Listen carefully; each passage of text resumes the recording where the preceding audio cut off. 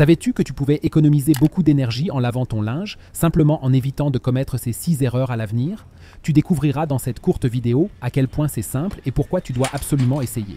L'erreur numéro 1 est de régler la température nettement trop haut. Si tu as des vêtements normaux comme des jeans, des t-shirts ou des pulls, 30 à 40 degrés maximum suffisent amplement.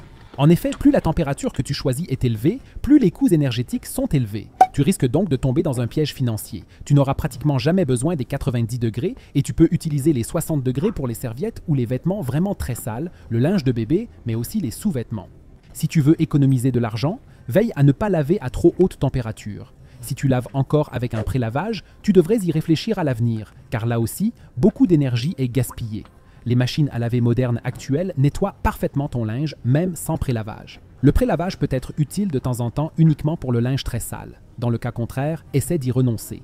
Mais venons-en maintenant à une erreur de machine à laver qui te coûte vraiment beaucoup d'argent. Il s'agit des programmes rapides. En effet, sur de nombreuses machines à laver, tu peux régler qu'elles doivent en quelque sorte être prêtes rapidement et qu'elles ne mettent alors que la moitié du temps normal, voire moins. Le problème, c'est que le linge doit quand même être nettoyé, comme dans un programme normal. En d'autres termes, les processus sont les mêmes. Le programme est simplement exécuté plus rapidement et pour cela, tu as besoin de beaucoup plus d'énergie que dans un programme de lavage normal. Si tu renonces au programme rapide, tu peux économiser jusqu'à 50% des coûts énergétiques. En outre, la performance de nettoyage est généralement un peu meilleure avec un programme normal, car le linge a plus de temps pour tremper et peut donc être nettement plus propre. Essaie donc de renoncer à ces programmes de lavage courts afin d'avoir un peu plus d'argent à la fin. L'erreur suivante en matière de lavage est de ne pas mettre assez de linge dans le lave-linge. Veille toujours à mettre suffisamment de linge dans le lave-linge. Il ne devrait y avoir qu'une largeur de main en haut pour que la machine à laver ne soit pas trop remplie. Cela aussi peut te faire économiser beaucoup d'argent. Ce que beaucoup de gens font également de travers, c'est qu'ils utilisent beaucoup trop de lessive en poudre. Fais toujours attention à la quantité indiquée sur l'emballage. La plupart du temps, tu as même besoin d'un peu moins que ce qui est indiqué. Tu peux ainsi économiser de l'argent car tu ne dois plus dépenser autant pour la lessive. Tu peux par exemple renoncer complètement à l'adoucissant. Non seulement c'est mauvais pour l'environnement, mais en plus, tu as des coûts nettement plus élevés si tu utilises de l'adoucissant. Prends simplement 100 ml d'eau et ajoute 2 cuillères à café de bicarbonate de soude.